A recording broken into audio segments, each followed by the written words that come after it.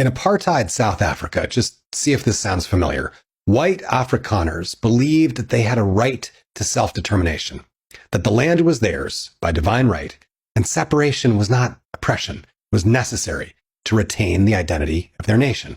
The white Afrikaners saw themselves as a people who'd arrived centuries ago, tamed and modernized an empty, uncivilized land.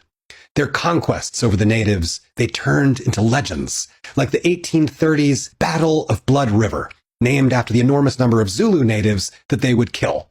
They'd made a covenant with God. If they won, they knew the land would be divinely ordained.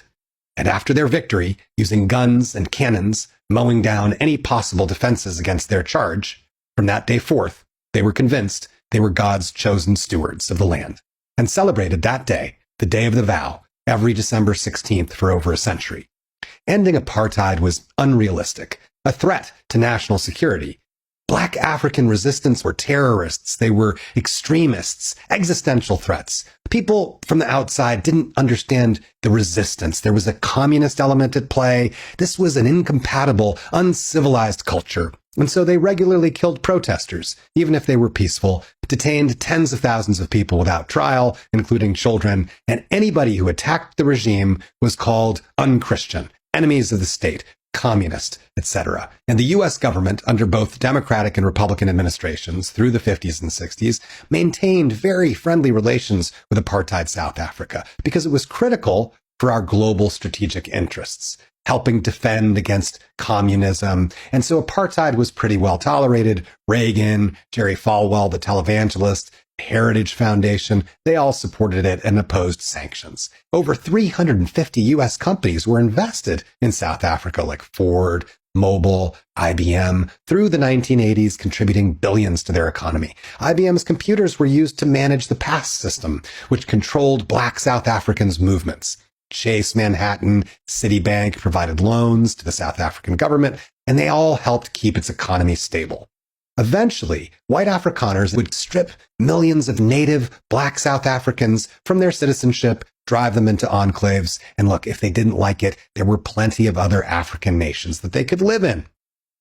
This might be sounding a little bit like modern Israel. Well, they collaborated extensively with South Africa. They had a formal military agreement. They did joint development of missile systems. Israel supplied apartheid South Africa with submachine guns and military training. And South Africa provided raw materials in return, like uranium.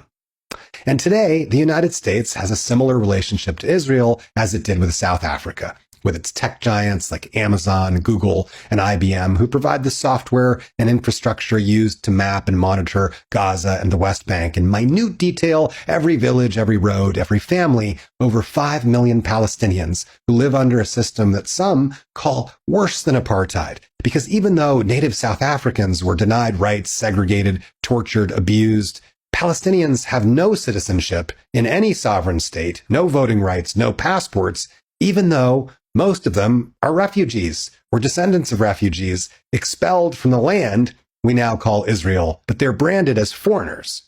Like South Africa, Israel claims that Arabs have 22 countries and Jews just want one.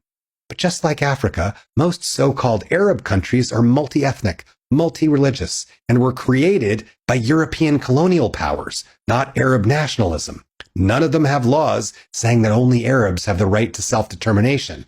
Israel's the only state in the region that legally defines itself as a nation for one ethnic group and builds a legal system to exclude everybody else. Millions of Palestinians' lives were decimated 75 years ago to create a Jewish majority state, a people many of whose ancestors were Jewish themselves, a people who'd lived on that land not just for generations, but thousands of years, a people like every other on earth today who, if you trace back, you'll find you are related to, because all of our family trees intersect, making any attempt at stark divisions between us quickly descend into absurdity, as our similarities or differences vastly transcend any group naming conventions and the ever-changing borders of our imaginations.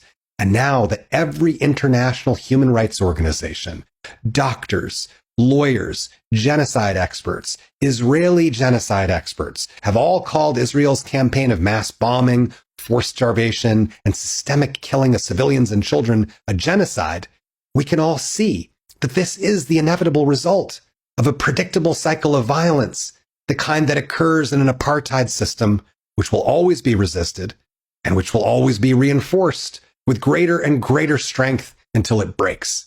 And so a comparison is now also apt with Germany in the 30s and 40s, who had in turn portrayed the Jews as an existential threat and branded their Nazi invasions of other countries as a defensive war, a holy war, a struggle for their existence.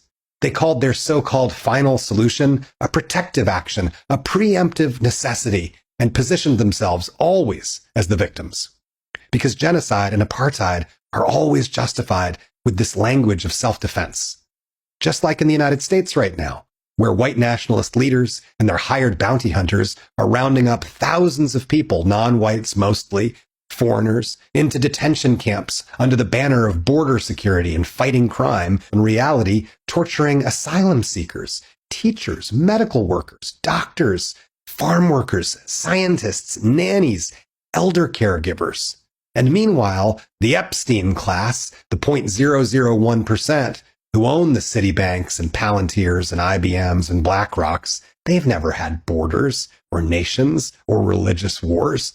They just struggle against one another for the greatest market share, funding all sides, hedging their bets, and gambling with the vast sums of money that represent the stolen labor of the masses, who, as long as they keep dividing us against one another in forever wars, against forever enemies, they can keep exploiting and looting and wrecking not just nations, but all of human civilization, as they inflame the atmosphere, the one around us and the one inside us, unless we boycott, divest, and sanction, as we did to topple South African apartheid, and do the same not just to Israel, the nation, but its corporate sponsors, against inhumanity everywhere.